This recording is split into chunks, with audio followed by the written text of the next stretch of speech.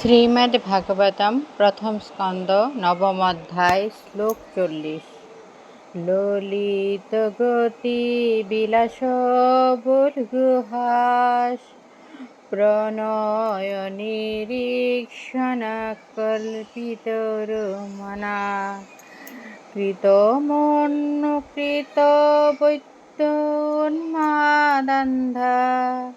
প্রকৃতিমগন কিলস্য গোপধ্বস।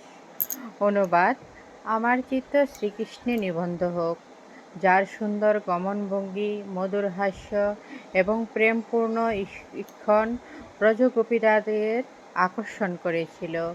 রাসনৃত্য থেকে তার অন্তর্হিত হওয়ার পর ব্রজগোপিকারা তার বিরহে উন্মত্ত বোধ হয়ে তার গমনভঙ্গি ও বিবিধ কার্যকলাপের অনুকরণ করেছিলেন।